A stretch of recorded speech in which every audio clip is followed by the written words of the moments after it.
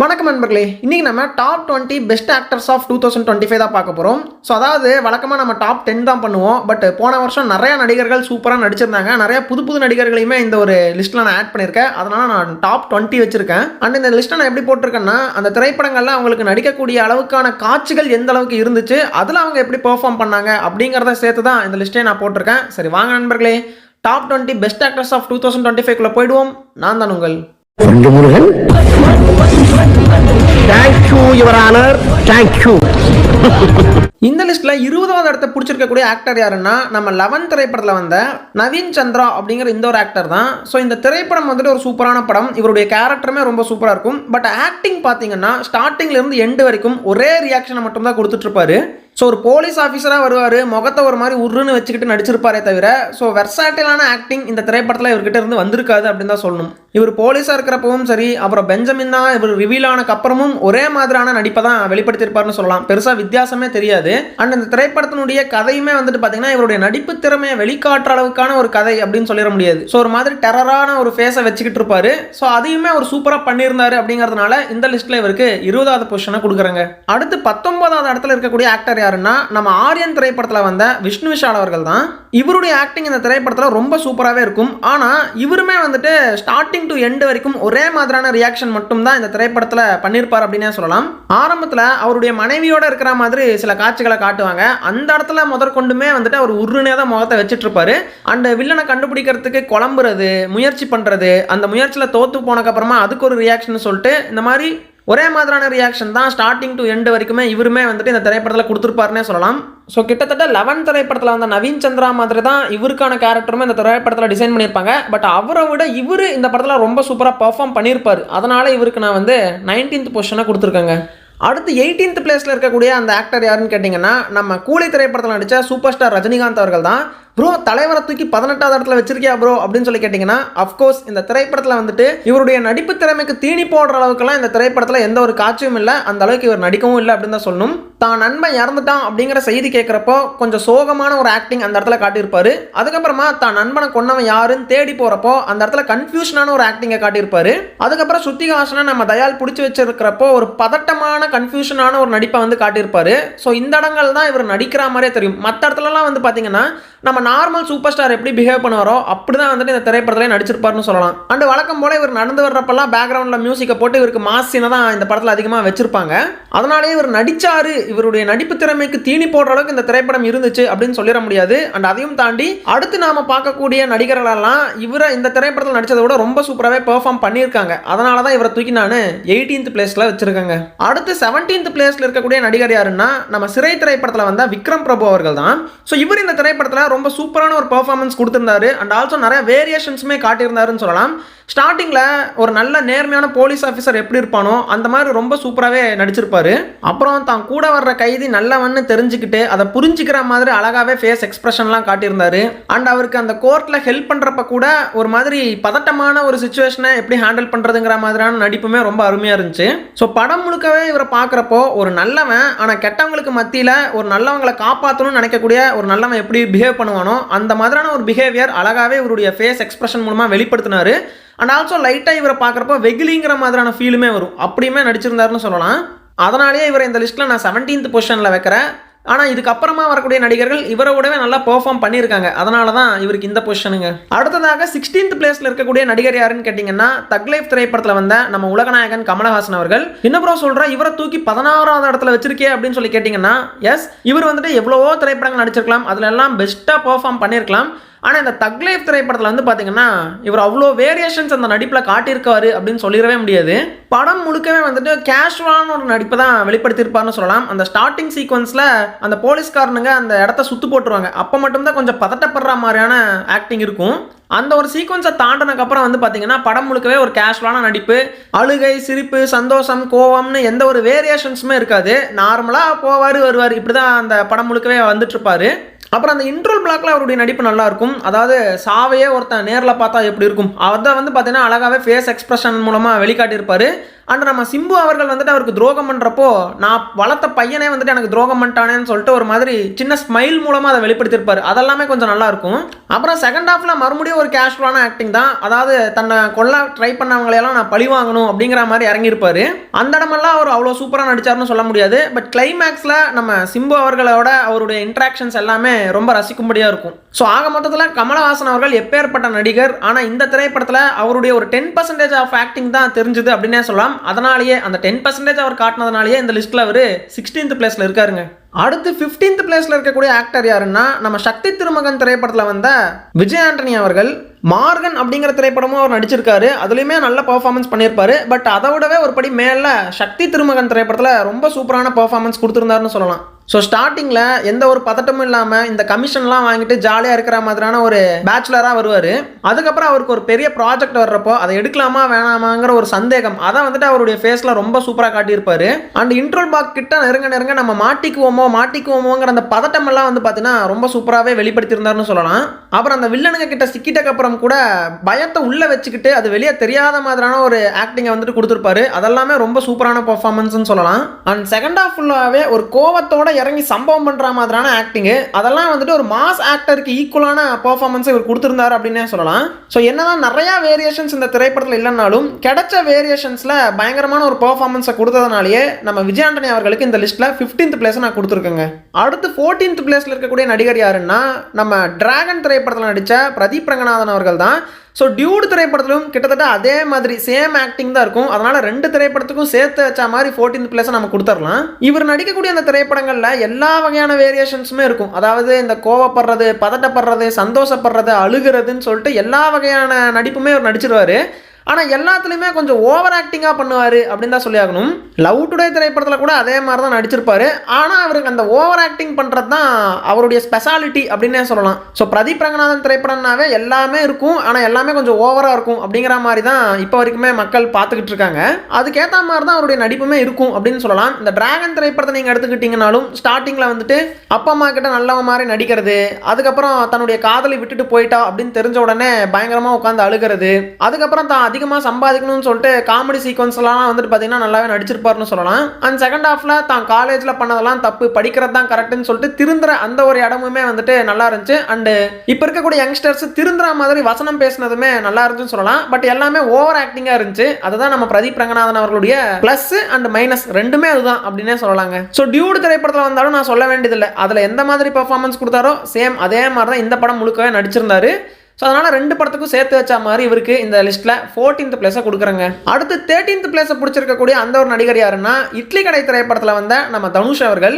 ஆக்சுவலாக இந்த இட்லி கடை திரைப்படத்தை விடவே இவர் இந்த குபேரா படத்துலையும் அப்புறம் தேரே இஷ்க்மேன் இந்த 2 திரைப்படத்துலையும் தான் வந்துட்டு பார்த்தீங்கன்னா ரொம்ப சூப்பரான பர்ஃபார்மன்ஸை கொடுத்துருந்தாரு. அதுவும் எனக்கு குபேராவில் நடித்த அந்த ஆக்டிங் எல்லாம் ரொம்ப பிடிக்கும். ஆனால் என்ன, அது இந்த லிஸ்ட்டில் வைக்க முடியாது. ஏன்னா அது தெலுங்கு படம், இந்த தேரே இஷ்க்மேன் வந்துட்டு ஹிந்தி படம்.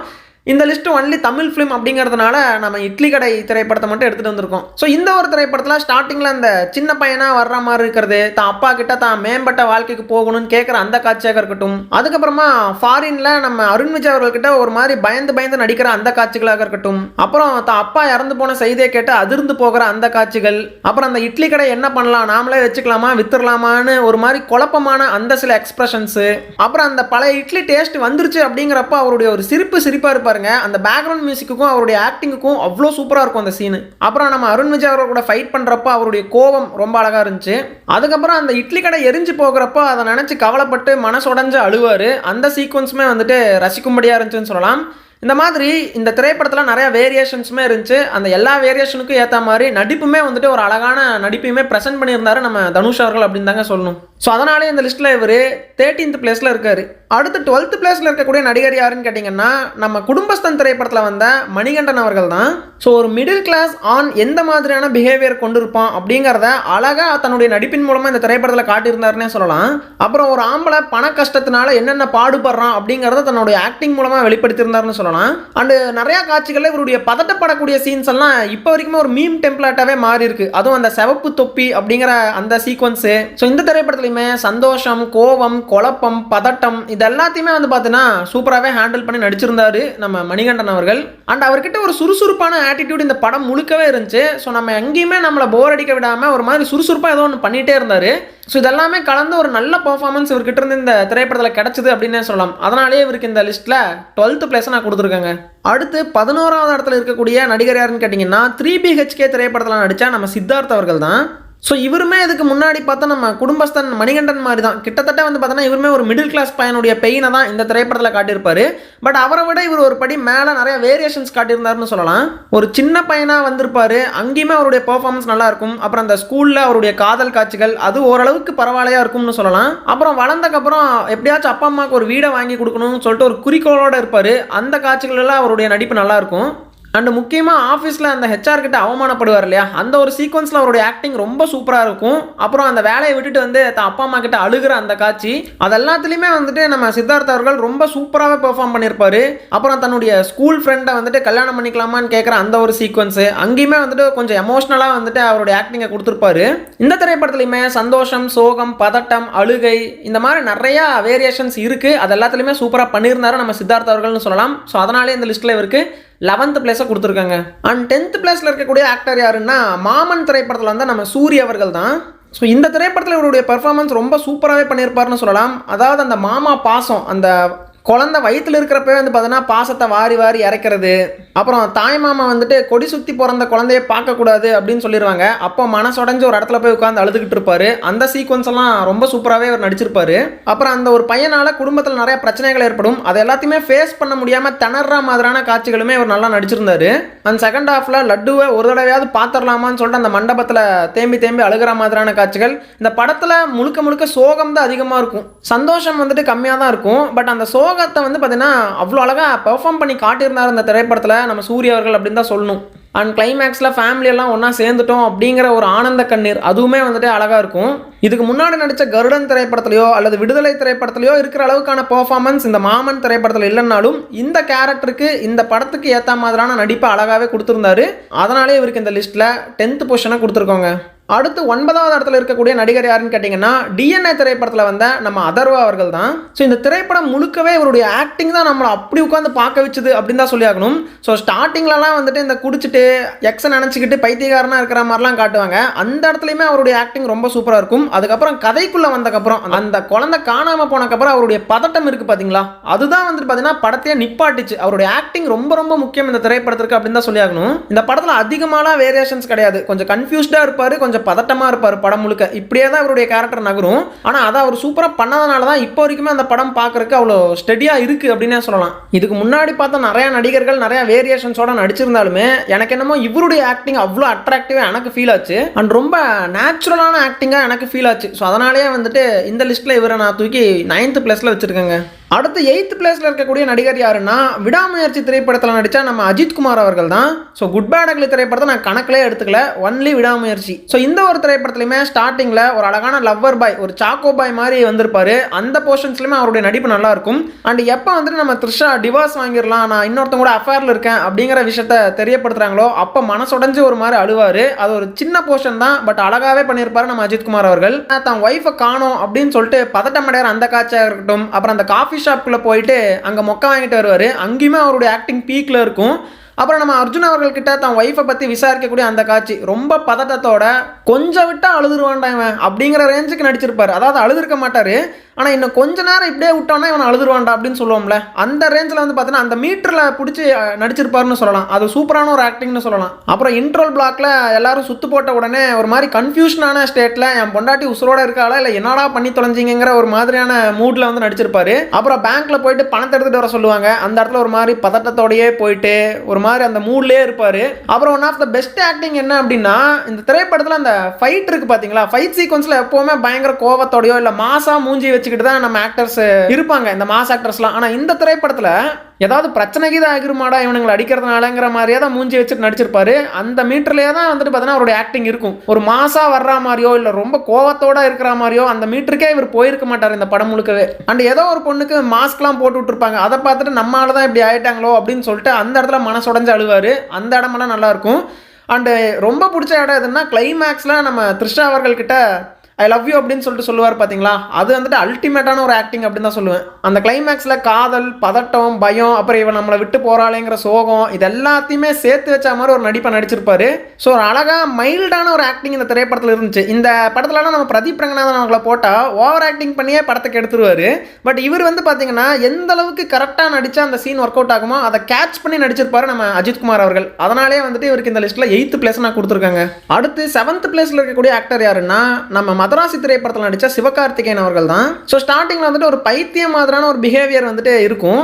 அது வந்துட்டு நல்லா காமெடியாகவும் இருந்துச்சு, ரசிக்கும்படியாகவும் பண்ணியிருந்தாரு அந்த காட்சிகள் அப்படின்னே சொல்லலாம். அப்புறம் யாராவதுக்கு ஏதாவது ஒரு பிரச்சனை அப்படின்னா உடனே வந்துட்டு தான் ஃபேமிலி மெம்பராக நினச்சி ஒரு பதட்டத்தில் ஓடி போய் அந்த ஹெல்ப் பண்ணுறது, அதெல்லாமே அந்த காட்சிகள் எல்லாமே அவருடைய நடிப்பு மூலமாகவே ரொம்ப சூப்பராக வெளிப்படுத்தியிருந்தாருன்னு சொல்லலாம். அப்புறம் அந்த லவ் சீக்வன்ஸ்லாம் ஓரளவுக்கு பரவாயில்லையா நடிச்சிருந்தாருன்னு சொல்லலாம். ஆனால் அந்த கோவம், ஆக்ஷன் சீக்வன்ஸு, அந்த செகண்ட் ஹாஃபில் அந்த மிருகத்தனமான மூர்க்கத்தனமான ஒரு கோவம், அதெல்லாமே வந்து பார்த்தீங்கன்னா அழகாகவே அவர் நடிப்பின் மூலமாக வெளிக்காட்டியிருந்தாரு. அப்புறம் நம்ம ஹீரோயின் கிட்ட மாலத்தீன் அப்படின்னு சொல்கிறது, அது வந்துட்டு பார்த்தீங்கன்னா ஒரு மாதிரி மென்டல் இஷ்யூ இருக்கிறவங்க எப்படி பிஹேவ் பண்ணுவாங்க அதை வந்துட்டு அழகாகவே பண்ணி காட்டியிருந்தாரு நம்ம சிவகார்த்திகேயன் அவர்கள் அப்படின்னு தான் சொல்லி ஆகணும். ஆக்சுவலாக அந்த படம் முழுக்க ஒரு நார்மல் பர்சன் மாதிரியே தெரியக்கூடாது, ஏதோ ஒரு மென்டல் இஷ்யூ இருக்கக்கூடிய ஒரு பர்சன் மாதிரியே தான் படம் ஃபுல்லாக காட்டணும். அதை வந்துட்டு ஸ்டார்டிங்லேருந்து எண்டு வரைக்குமே எல்லா எமோஷனும் கலந்த மாதிரி அதை கேரி பண்ணி கொண்டு வந்திருந்தாரு நம்ம சிவகார்த்திகேயன் அவர்கள். ஸோ அதனாலேயே ஒரு டிஃப்ரெண்ட்டான ஸ்கிரிப்டை சூஸ் பண்ணி அதுக்கேற்ற மாதிரி பர்ஃபெக்டான ஆக்டிங்கையும் கொடுத்து அதை நடித்து முடிச்சதுனாலே வந்துட்டு இந்த லிஸ்ட்டில் இவருக்கு 7th பிளேஸ் நான் கொடுத்துருக்கேங்க. அடுத்ததாக 6th பிளேஸில் இருக்கக்கூடிய ஆக்டர் யாருன்னா வீரதீர சூரன் திரைப்படத்தில் வந்த நம்ம விக்ரம் அவர்கள் தான். ஸோ நம்ம விக்ரம் அவருடைய ஆக்டிங்கை பற்றி நான் சொல்லி தான் யாருக்கும் தெரியணும்னு அவசியமே கிடையாது. ஸோ இந்த திரைப்படத்தில் வேரியேஷன்ஸ்லாம் அதிகமாக இருக்கவே இருக்காது அவருக்கு. ஸோ ஸ்டார்டிங்கில் தான் குடும்பத்தோட நிம்மதியாக வாழ்ந்துட்டு இருக்கக்கூடிய ஒரு குடும்பஸ்தனா அழகாக நடிச்சிருப்பாரு. அப்போ திடீர்னு வந்து பார்த்தீங்கன்னா அவருக்கு ஒரு ஹெல்ப் கேட்டு வருவாங்க இந்த வில்லன் குரூப்ஸ். அப்போ என்ன முடிவு எடுக்கிறதுன்னு தெரியாமல் ஒரு குழப்பத்தில் இருக்கிறப்போ அவருடைய ஒய்ஃப் கூட அவர் இன்ட்ராக்ட் பண்ணுறக்கூடிய அந்த காட்சிகள், அந்த இடத்துல அவருடைய நடிப்பு ரொம்ப சூப்பராக இருக்கும். அப்புறம் அந்த பாமெல்லாம் புதைச்சிக்கிட்டு இருக்கிறப்ப கூட இருக்கிற ஒருத்தனுக்கு அடிபட்டுரும், அப்போ அந்த பதட்டத்தோட ஒரு சீக்வன்ஸ் நடிச்சிருப்பாரு, அது ரொம்ப சூப்பராக இருக்கும். அப்புறம் நம்ம எஸ் ஜே சூர்யா அவர்களோட ஒரு மாதிரி டீல் பேசுகிற சீனு, அப்புறம் ஃப்ளாஷ்பேக்கில் வந்துட்டு அந்த மண்டபத்தில் நடக்கிற அந்த சீக்வன்ஸ், அது வந்துட்டு ஒரு லஸ்ட் கலந்த ஆக்டிங்கை வெளிப்படுத்தியிருப்பாரு. அண்ட் போலீஸ் ஸ்டேஷனில் நடந்த மாசான சீக்வன்ஸு, அப்புறம் இவனுங்கெல்லாம் விட்டால் நம்ம ஃபேமிலிக்கு தான் ப்ராப்ளம்னு சொல்லிட்டு எல்லாரையுமே முடிச்சு கட்டுவார் பார்த்தீங்களா, அந்த இடமெல்லாம் ரொம்ப சுவாரஸ்யமாகவே நடிச்சிருப்பாருன்னு சொல்லலாம். எனக்கு புரியுது இந்த திரைப்படத்தில் வந்துட்டு அவ்வளோ வேரியேஷன்ஸ் இருக்காது, இவர் அழுகிறதோ சந்தோஷப்படுறதோ சோகமாக இருக்கிறதோ இது எதுவுமே வந்துட்டு பார்த்தீங்கன்னா இந்த படத்தில் இருக்காது தான். ஒரே வேரியேஷனில் நடிச்சிருந்தாலுமே அவ்வளோ சூப்பரான பெர்ஃபார்மன்ஸை கொடுத்துருந்தாரு நம்ம விக்ரம் அவர்கள் அப்படின்னு சொல்லலாம். அதனால தான் அவர் இந்த லிஸ்ட்டில் 6th பிளேஸில் இருக்காருங்க. அடுத்து 5th பிளேஸில் இருக்கக்கூடிய ஆக்டர் யாருன்னா நம்ம த்ருவ் விக்ரம் அவர்கள், அப்பனை மிஞ்சிய மகன் அப்படின்னு கூட சொல்லலாம் போன வருஷத்தை. ஏன்னா இந்த பைசன் திரைப்படத்தில் இவருடைய ஆக்டிங்குக்கு தீனி போடுற மாதிரி ஏகப்பட்ட காட்சிகள் இருந்துச்சு அப்படின்னு சொல்லலாம். ஸ்டார்டிங்கில் 10 டிஃபன் எடுத்து சாப்பிட்ற அந்த சீக்வன்ஸு, அப்புறம் அந்த புரோட்டா கடையில் சாப்பிட்டுட்டு இருக்கும்போது கொலை பண்ணுறதுக்கு வருவாங்க, அப்போ அவங்கள கண்டு பயந்து ஓடுவார், அது ஒரு சூப்பரான ஆக்டிங் அப்படின்னு சொல்லலாம். அப்புறம் தான் அப்பாவை ஒருத்தன் அடிக்க வரான்னு தெரிஞ்ச உடனே கோவப்பட்டு இவர் போய் அடிப்பார், அந்த மூர்க்கத்தனம், அந்த கோவம் வந்து பார்த்தீங்கன்னா ரொம்ப சூப்பராகவே காட்டியிருந்தாரு. அப்புறம் லவ் சீக்வன்ஸ் அவ்வளோ வந்து பார்த்தீங்கன்னா இந்த திரைப்படத்தில் இவருக்கு ஒர்க் அவுட் ஆயிருக்காது. அதுக்கப்புறமா நம்ம லால் அவர்களுடைய அந்த கிளப்பில் போய் விளையாட போவார், அப்போ வந்துட்டு ஒரு மரியாதை கலந்த பயம் அந்த மாதிரியான ஒரு நடிப்பை வெளிப்படுத்தியிருப்பார். அண்ட் அவருடைய கேஸ்ட்டை காரணம் காட்டி அவரை ஜெயிக்க விடாமல் பண்ணிக்கிட்டே இருப்பாங்க. ஸோ அப்போ வந்துட்டு பார்த்தீங்கன்னா ஒரு சோகம் கலந்த ஒரு நடிப்பை வந்து வெளிப்படுத்தியிருப்பாருன்னு சொல்லலாம். ஸோ இந்த படத்துலையுமே சந்தோஷப்படுறது, கஷ்டப்படுறது, சோகப்படுறது, இன்னும் பல வேரியேஷன்ஸ் வந்துட்டு இவருக்கு இருக்கும். ஸோ அது எல்லாத்தையுமே பெஸ்ட்டாக பண்ணி கொடுத்ததுனாலேயே இந்த லிஸ்ட்டில் இவர் 5th பிளேஸில் இருக்காரு. அண்ட் 4th பிளேஸில் இருக்கக்கூடிய ஆக்டர் யாருன்னா மாரீசன் திரைப்படத்தில் வந்தால் நம்ம வடிவேலு அவர்கள் தான். ஸோ மாமன்னன்லேயே அவர் ரொம்ப சூப்பரான ஒரு பெர்ஃபார்மன்ஸ் கொடுத்துருப்பாரு. அதையும் தாண்டி எனக்கு மாரீசனில் அவருடைய பெர்ஃபார்மன்ஸ் ரொம்ப பிடிச்சிருந்துச்சு. ஸோ ஸ்டார்டிங்கில் ஒரு மாதிரி ஞாபகம் மறதி இருக்கக்கூடிய ஒரு பேஷண்ட் மாதிரி வருவார், அந்த இடமெல்லாம் ரொம்ப சூப்பரான ஆக்டிங்காக இருந்துச்சு. ஸோ அந்த கேரக்டர் ஒரு மாதிரி ஒன்றுமே தெரியாத மாதிரியான கேரக்டர், பட் அதை வச்சுக்கிட்டு ஒரு காமெடியுமே கிட்டத்தட்ட வந்து பார்த்தீங்கன்னா அந்த படத்தில் ஒர்க் அவுட் பண்ணியிருப்பாங்க. ஸோ அந்த இடமெல்லாம் ரொம்ப சூப்பராக இருந்துச்சு. அண்ட் எனக்கு ரொம்ப பிடிச்ச ஆக்டிங் இந்த படத்தில் அப்படின்னா செகண்ட் ஹாஃபில் வந்துட்டு தான் ஒய்ஃபே தன்னை மறந்துட்டாங்க அப்படிங்கிறத தெரிஞ்சு அந்த ரூமை விட்டு வெளியே வந்து ஒரு சீக்வன்ஸில் அழுவாரு பாருங்க. ஸோ அதெல்லாம் வந்துட்டு சான்ஸே இல்லை, அவ்வளோ சூப்பரான ஒரு ஆக்டிங் நம்ம வடிவேலு அவர்கள்கிட்ட இருந்து. என்ன கேட்டால் அந்த ஒரே ஒரு சீக்வன்ஸில் இம்ப்ரெஸ் ஆகி தான் அவரை தூக்கி நான் இந்த 4th பொசிஷனே வச்சேன் அப்படின்னு சொல்லலாம். அதையும் தாண்டி அந்த இன்வெஸ்டிகேஷன் பண்ணுற சீக்வன்ஸ்லாம் அவருடைய நடிப்பு பயங்கரமாகவே இருக்குன்னு சொல்லலாம். அண்ட் கடைசியில் அந்த ரேபிஸ்ட் எல்லாம் கொலை பண்ணிட்டு கோர்ட்டில் போயிட்டு சரண்டர் ஆகி ஒரு நிம்மதியாக திருப்தியாக வந்து பார்த்தீங்கன்னா ஜெயிலுக்கு போகிற மாதிரி காட்டுவாங்க. அது எல்லாத்தையுமே ரொம்ப பர்ஃபெக்டாகவே பண்ணியிருப்பாருன்னு சொல்லலாம். ஸ்டார்டிங்கில் ஒன்றும் தெரியாத அப்பாவி மாதிரி வந்து அதுக்கப்புறம் ஒரு இன்வெஸ்டிகேஷன் பண்ணி அந்த மூடுக்குள்ளே போய் அப்புறம் ஃப்ளாஷ்பேக்கில் ஒரு மாதிரி சோகமான மூடுக்குள்ளே போய் கிளைமேக்ஸில் ஒரு திருப்தியான ஒரு நபராக வந்து பார்த்தீங்கன்னா தன்னுடைய ஆக்டிங்கை முடிச்சிருப்பாரு. ஸோ அதனாலேயே மாரீசன் திரைப்படத்தில் நடித்த வடிவேலு அவர்களுக்கு இந்த லிஸ்ட்டில் 4th பிளேஸ் நான் கொடுக்குறேங்க. அடுத்து 3rd பிளேஸில் இருக்க இருக்கக்கூடிய ஆக்டர் யாருன்னா ரெட்ரோ திரைப்படத்தில் வந்து நம்ம சூர்யா அவர்கள் தான். ஸோ இந்த ஒரு திரைப்படம் என்னதான் பெருசாக போகலை அப்படின்னாலும் நம்ம சூர்யா அவர்களுடைய ஆக்டிங்குக்கு தீனி போட்ட ஒரு திரைப்படமாகத்தான் இருக்குது அப்படின்னே சொல்லலாம். ஸோ ஸ்டார்டிங்கில் ஒரு மாதிரி கோவமான கேரக்டராக காட்டுவாங்க, ஒரு கேங்ஸ்டர் மாதிரி காட்டுவாங்க. அதுக்கப்புறமா அந்த காதல் காட்சிகள் அது எல்லாத்துலேயுமே ரொம்ப சூப்பராகவே பெர்ஃபார்ம் பண்ணியிருப்பாரு. அப்புறம் அந்த மண்டபத்தில் தான் காதலி முன்னாடியே கையை வெட்டுற அந்த சீக்வன்ஸு அதெல்லாம் அல்டிமேட்டான ஒரு பெர்ஃபார்மன்ஸ்னு சொல்லலாம். அதுக்கப்புறம் அந்த ஜெயிலுக்குள்ளே போய் காதலியை நினச்சி ஃபீல் பண்ணுறது, சண்டை போடுறது, அப்புறம் வந்துட்டு அந்த சிரிப்பு டாக்டர் மூலமாக எப்படியாவது சிரிக்க கற்றுக்கணும் அப்படின்னு சொல்லிட்டு சிரிக்கிறதுக்காக கண்ணாடி முன்னாடி நின்று ப்ராக்டிஸ்லாம் பண்ணி பாருங்க. அதெல்லாம் அல்டிமேட்டான ஒரு ஆக்டிங் அப்படின்னு தான் சொல்லி ஆகணும். அண்ட் இன்டர்வல் பிளாக்ல முதலாக சிரிக்க ஆரம்பிப்பார், அதை அப்படியே ஸ்லோவாக சிரிக்க ஆரம்பிப்பார் பாருங்க. அதெல்லாம் ரொம்ப சூப்பரான ஒரு ஆக்டிங் அப்படின்னு சொல்லலாம். அப்புறம் அந்த ரப்பர் கால்ட்டில் ஃபைட் பண்ணுற அந்த சீக்வன்ஸு அண்ட் கிளைமேக்ஸில் வந்துட்டு தன்னுடைய மக்களையெல்லாம் காப்பாற்றிட்டு ஒரு சிரிப்பாக இருப்பாருங்க. அந்த இடம் எல்லாமே அவருடைய ஆக்டிங் ரொம்ப நல்லா இருந்துச்சு அப்படின்னே சொல்லி ஆகணும். அண்டு நம்ம சூர்யாவுடைய ஆக்டிங்குக்கு ஒரு நல்ல தீனி இந்த ரெட்ரோ திரைப்படம் அப்படின்னே சொல்லலாம். அடுத்து செகண்ட் பிளேஸில் இருக்கக்கூடிய ஆக்டர் யாருன்னா வணங்கான் திரைப்படத்தில் வந்த நம்ம அருண் விஜய் அவர்கள் தான்.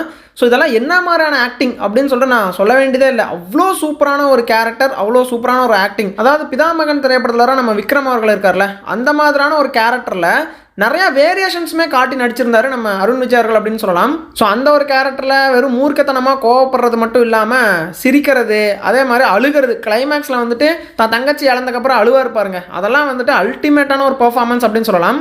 அப்புறம் 2 கொலையெல்லாம் பண்ணிட்டு கோர்ட்டில் நான் தான் அந்த கொலை பண்ணேன்னு அப்பாவித்தனமாக ஒத்துக்கிறது. ஸோ அந்த கேரக்டரால் பேச முடியாது. ஸோ அப்படி பேச முடியாததும் நடிப்பு மூலமாக தான் வெளிப்படுத்தி ஆகணும். அதை அனைத்துமே வந்து பார்த்தீங்கன்னா பர்ஃபெக்டாகவே பண்ணியிருந்தாருன்னு சொல்லலாம். ஸோ எனக்கு தெரிஞ்ச இந்த கேரக்டர்லாம் குறிப்பிட்ட நபர்கள் மட்டும்தான் தமிழ் சினிமாலே செட் ஆவாங்க. தமிழ் சினிமான்ட்டு இல்லை, இந்தியன் சினிமாலே குறிப்பிட்ட ஆக்டர்ஸ் மட்டும்தான் இந்த மாதிரி ரோல்கெல்லாம் செட் ஆவாங்க. அப்படிப்பட்ட ஒரு ரோலை சூஸ் பண்ணி அதுலேயும் நிறைய வேரியேஷன்ஸ் காட்டி அழகான அந்த ஒரு நடிப்பை வெளிப்படுத்தினதுனாலேயே நம்ம அருண் விஜய் அவர்கள் இந்த லிஸ்ட்டில் செகண்ட் பிளேஸில் இருக்காருங்க. அண்ட் ஃபர்ஸ்ட் பிளேஸில் இருக்கக்கூடிய ஆக்டர் யாருன்னா காந்தா திரைப்படத்தில் நடித்த நம்ம துல்கர் சல்மான் அவர்கள். ப்ரோ என்ன ப்ரோ மலையாள ஆக்டரை சொல்கிறீங்கன்னு சொல்லி கேட்டிங்கன்னா, மலையாள ஆக்டர் தான், ஆனால் படம் தமிழ் படம். ஸோ அதனாலேயே இவர் இந்த லிஸ்ட்டில் நம்ம வச்சு தான் ஆகணும். ஸோ அப்படி வைக்கிறப்போ நம்ம ஃபஸ்ட்டு பிளேஸில் தான் வைக்க முடியும் அப்படின்னே சொல்லலாம். அந்த அளவுக்கு வந்து பார்த்தீங்கன்னா அந்த காந்தா திரைப்படத்தில் அவருடைய நடிப்பு ரொம்ப பிரமாதமாக இருந்துச்சுன்னு சொல்லலாம். அதாவது இந்த கர்வம் தலகணம் அப்படின்னு சொல்லுவாங்கல்ல, அதுக்கு ஒரு உருவம் கொடுத்தா எப்படி இருக்குமோ அப்படி நடிச்சிருப்பாரு நம்ம துல்கர் சல்மான் அவர்கள் இந்த திரைப்படத்தில். அண்ட் அதுவும் இல்லாமல் நடிப்பை முழுமையாக நம்பி இருக்கக்கூடிய ஒரு திரைப்படம் தான் இந்த காந்தா. நடிக்காமல் விட்டாங்கன்னு வைங்களேன், ஒரு சுமாரான நடிப்பு இருந்தாவே இந்த படம் தோற்று போயிடும். ஸோ 100% ஆக்டிங் எதிர்பார்க்கப்படுற ஒரு படம் தான் இந்த காந்தா. அந்த ஸ்கிரிப்ட் அப்படி அதுலேயுமே 100% ஆக்டிங்கை கொடுத்து அந்த ஸ்கிரிப்டை வந்துட்டு சூப்பராகவே கொண்டு போயிருப்பாங்க நம்ம துல்கர் சல்மான். ஸோ நம்ம சமுத்திரக்கனி அவர்களுக்கும் அவருக்கும் வரக்கூடிய அந்த ஈகோ கிளாஷ் அந்த இடமெல்லாம் பீக்ல நடிச்சிருப்பாருன்னு சொல்லலாம். அண்ட் ஆல்சோ அந்த படத்துக்குள்ளேயே ஒரு படம் எடுப்பாங்க சாந்தா அப்படிங்கிற பேர்ல, அந்த படத்துல நடிப்பாரு பாத்தீங்களா, அந்த சீக்வன்ஸ் எல்லாமே ரொம்ப சூப்பரான ஒரு பெர்ஃபார்மன்ஸை கொடுத்திருந்தாரு. எனக்கு ரொம்ப ரொம்ப பிடிச்ச ஆக்டிங் இந்த திரைப்படத்தில் அப்படின்னா அந்த மிரர் முன்னாடி நின்று அப்படியே நடந்து வந்து அந்த மிரர் கிட்ட பேசுவாரு. அந்த சீக்வன்ஸ் எனக்கு அவ்வளோ பிடிக்கும். ஏன்னா அந்த பெர்ஃபார்மன்ஸ் அப்படி இருந்துச்சு அப்படின்னு சொல்லலாம். அதுக்கப்புறமா ஃப்ளாஷ்பேக்கில் சிசிய பிள்ளையாலாம் வருவார். அந்த இடத்துலையுமே வந்துட்டு ஒரு பயம் கலந்த மரியாதை கலந்த நடிப்பை அவ்வளோ சூப்பராக வெளிப்படுத்தியிருந்தாரு. அப்புறம் நம்ம குமாரி அந்த ஹீரோயினுடைய காதல் வலையில இவர் விழுவார் பார்த்தீங்களா, அந்த இடமெல்லாம் வந்து பார்த்தீங்கன்னா ரொம்ப சூப்பராக இருந்துச்சு. அந்த துப்பாக்கியில் கன்று எவன் வச்சான்னு சொல்லிட்டு சந்தேகத்தோடையும் ஒரு குழப்பத்தோடையும் பார்க்கறது. அப்புறம் செகண்ட் ஹாஃபில் வந்துட்டு குமாரியை யார் கொன்னா அப்படின்னு சொல்லிட்டு தான் தான் கொன்னோம் அப்படிங்கிற விஷயம் மற்றவங்களுக்கு தெரிஞ்சிடாத மாதிரி அந்த ஒரு ஆக்டிங்கை கொடுத்துருந்தாரு அப்படின்னே சொல்லலாம். அண்ட் அஃப்கோர்ஸ் கிளைமேக்ஸ் அல்டிமேட்டாகவே இருந்துச்சு. ஸோ எல்லா உண்மையை தெரிஞ்சக்கப்புறம் இப்படி ஒரு கொலையை பண்ணிட்டோமே அப்படின்னு சொல்லிட்டு கதறி அழுகிற அந்த காட்சி. ஸோ எல்லாமே பீக்கில் நடிச்சிருந்தாரு நம்ம துல்கர் சல்மான் அவர்கள். அவருடைய கரியர்லேயே one of the best acting film அப்படின்னு கூட சொல்லலாம் இந்த காந்தா திரைப்படத்தை. ஸோ அதனாலேயே நம்ம துல்கர் சல்மான் அவர்களை இந்த லிஸ்ட்டில் நான் ஃபர்ஸ்ட் பிளேஸில் வச்சிருக்கேன். அண்ட் ஆல்சோ இந்த லிஸ்ட்டில் வராத ஒரு ஆக்டர் இருக்காரு, ஒரு போனஸ் அப்படின்னு கூட நம்ம எடுத்துக்கலாம். அது யார் அப்படின்னா டூரிஸ்ட் ஃபேமிலி திரைப்படத்தில் நடித்த நம்ம சசிகுமார் அவர்கள் தான். ஸோ இந்த திரைப்படத்தில் அவருடைய கேரக்டர் நல்லா இருக்கும், அவருடைய நடிப்பு ரொம்ப யதார்த்தமாக இருக்கும் அப்படின்னு சொல்லலாம். பட் அதிகமான வேரியேஷன்ஸு காட்டியிருக்க மாட்டார். ஒரு மாதிரி ஒரு அப்பாவி மாதிரி லைட்டாக ஒரு வெகுளி மாதிரி இந்த ஒரு திரைப்படத்தில் அவர் நடிச்சிருப்பார்னு சொல்லலாம். ஸோ அதனால் இந்த லிஸ்ட்டில் நான் இந்த ஒரு கேரக்டர் எங்கேயும் வைக்கணும்னு சொல்லிட்டு எனக்கு தோணலை. அதனால் தனியாக போனஸ் கேரக்டராக இவரை நான் சொல்லி முடிச்சிடுறேன். சரி, ஓகே நண்பர்களே, இவங்க எல்லாரும் தான் top 20 best actors of Tamil cinema 2025ன்னு நான் நினைக்கிறேன். ஸோ இதில் உங்களுக்கு சில சேஞ்சஸ் இருந்தால் மறக்காமல் கமெண்ட்டில் சொல்லுங்கள். வேறு யாராச்சும் நான் விட்டுருந்தேன்னா அவங்களையும் மறக்காமல் கமெண்ட்டில் சொல்லிட்டு போங்க. உங்களை நான் அடுத்த வீடியோவில் சந்திக்கிறேன்.